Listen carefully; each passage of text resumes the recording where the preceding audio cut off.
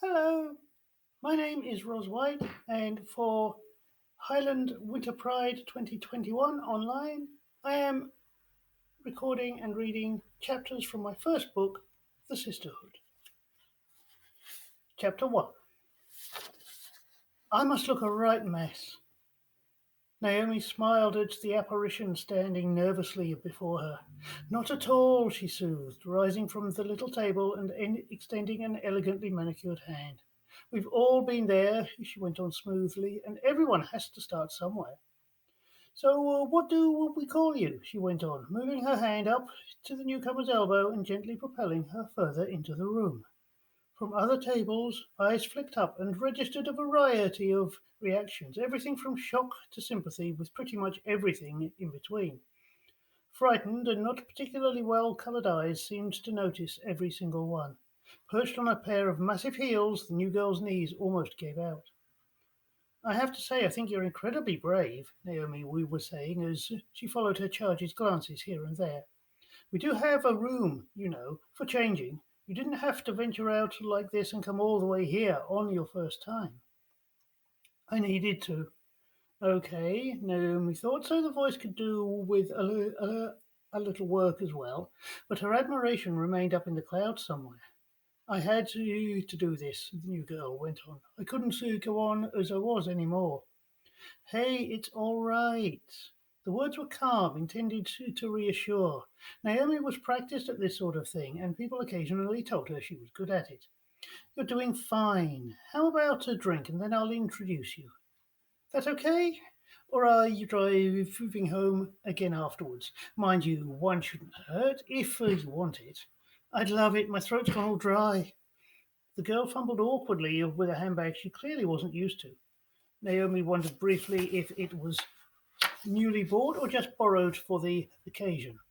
It wasn't new, she decided. It had scuffed edges and that indefinable worn look to it that spoke of either a wardrobe raid or the awkward, embarrassing trip to the charity shops. She weighed up a few pros and cons in her mind for an instant and put a hand over the newcomers. This one's on us, she smiled and nodded to the girl behind the bar.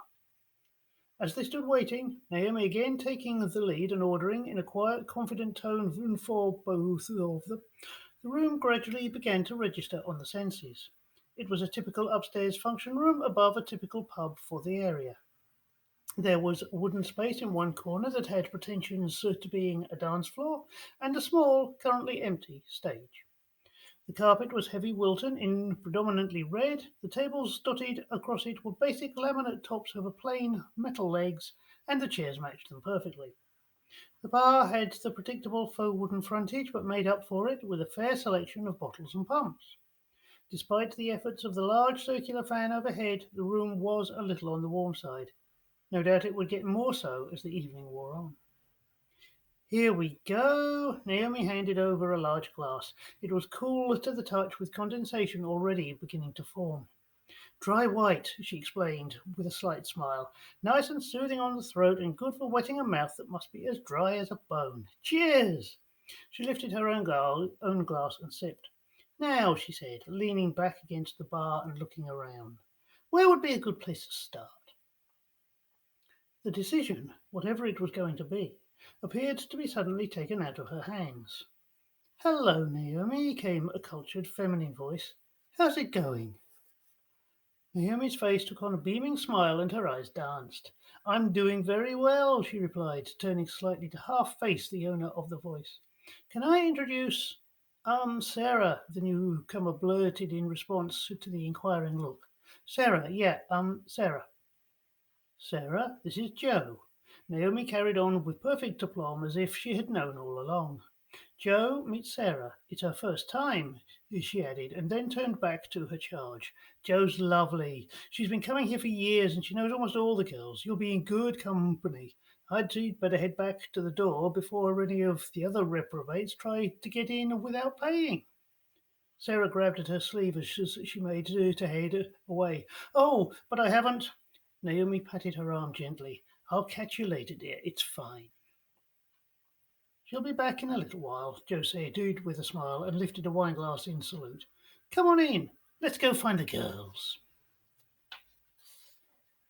There was only one empty seat at the little table between the two other occupants, a tall, mousy-haired woman and a slightly outrageous redhead in a scarlet rock and roll dress, and evidently that seat was Joe's. But the tall, sandy-haired woman in the black bodycon dress, who had somehow sort of adopted Sarah, deftly pulled up another chair and somehow shuffled it one-handedly in beside hers. Take the weight off your feet, she invited. I'm amazed you can walk in those at all. Sarah looked down. They're the only ones I've got, she began apologetically. Joe stopped her with a smile. This is the one place, she grinned, where you don't have to worry about anything. I like 'em. If I was closer to your age, I'd need to be dragging them off your feet to try as well. Actually, I still might. She does this, chuckled the red-haired opposite with a smile. She'll lull you into a false sense of security and then strip you naked if you let her. Joe gave her a withering look. You're still not my type, Kathy, and you know it. And ain't I glad? The smile never faltered, and a hand was extended over the tabletop, bracelets clattering musically as it progressed. I'm Kathy. You might have caught that much. I'm Sarah. It's a bit overwhelming, eh? Did I hear right? It's your first time here? First time out at all. Bloody hell, girl, well done. I went for a walk to the post box over the road at about midnight. Kathy laughed. It was hard to place her voice exactly, but the smile still reached right into her eyes. You're not going to tell us you walked all the way here as well, are you? There was the first hint of something other than terror in Sarah's pale face. No, no, I'm not that brave. I drove right here. This place is great for that. Did Naomi tell you there's a changing room as well? Oh, yes. Even when I emailed her, she mentioned it. But I had to do this. Go out of the flat, I mean. This is a place for girls to meet, isn't it? So I didn't really think I could come here as a bloke and then, well, cheat. It depends on how it goes for each of us, Joe said. Naomi, I happen to know, comes straight from work as often as not. So it's easier for her to do the phone booth thing here. But as for me, well, I've been living the dream for some years now, so this is how I am all the time. And then there's Kathy. Oh, the redhead said, I come dressed, but then I'm only round the corner, so I sometimes walk as well. And Phoebe, oh, I haven't done this properly, have I? Joe indicated the long haired girl beside her. Sarah, this is Phoebe. Kathy, you already sort of know. Well, we've all been introduced now, well, at any rate. Then there's Monica and Pam at the other table over there as well. I could take you around some of the other tables, or will this be enough to be going on with? Sarah looked around the room, spotting at least three other tables where a variety of shades of hair were bent low in conversation already. Suddenly, the feeling that she had done enough exploring for one night became overwhelming. I think I'd better take it slow, at least for this time. It is a lot to take in all at once, Joe agreed. Mind you, the vino doesn't help. Speak for yourself, laughed Kathy. She grabbed a red bag that matched her petticoated rock and roll dress and stood up. Speaking of which, I'm going for another one. You've come on a quiet night, Phoebe said. She looked tall even when sitting, although perhaps the long mousy-coloured hair didn't help in that regard. Sometimes there's music, or Naomi gets one of the local salons to do a beauty night, that sort of thing. Good for those who like them, but I just like to come here and talk once in a while. You don't look as if you'd need much from a beauty night, Sarah offered diffidently. Kind of think I do, though. Phoebe smiled slightly. That's kind, but sometimes I wonder. I suppose in some ways we all do, and don't worry about how you look either. It's all in the mind, and the girls who come from the salons will always be trying to sell you something you don't really need. I don't use half as much as I used to in the early days. There are circumstances to think about as well. I find it varies on the day and the occasion, added Joe. Now, Naomi, well, there's a girl who loves her polyfiller. She laughed. It was an utterly ladylike sound. We love her dearly. She's a friend to so many of us. Wonderful girl. So come on then, urged Kathy, returning to the table. What is there to know about Sarah? Not a lot really. First time out, wondering what's going on with all this. Welcome to that club, smiled little Kathy sadly. I think we've all been through that one. This urge can be the most wonderful thing in the world, said Phoebe thoughtfully. She looked as if she was about to expand on the comment, but Kathy interrupted. Or it can destroy everything, she put in, if you let it. I've no idea what to do about it where my girlfriend's concerned. The worry and fear was suddenly back in Sarah's eyes. How do you tell anyone about this sort of thing? I mean, it's not like it's the same as being gay, even, is it? No, it's its own special kind of hell, Phoebe replied. But there was a smile on her lips when she said it. My own answer was to go the whole way. I had my surgery, about a year ago now? It cost me my family, my job, although I could never prove that one, and a whole lot of so called friends who turned out not to live up to their ideals. But the upside was an end to depression and self loathing that nearly killed me twice. Now, most days I wake up happy, and that's worth everything it cost me. But it's different for everyone. Naomi's about as far from me on the spectrum as I think it's possible to get. But she understands for all that. And best of all, she doesn't judge. Right, Sarah said uncertainly. So are you all post-op? Asked Joe. I am.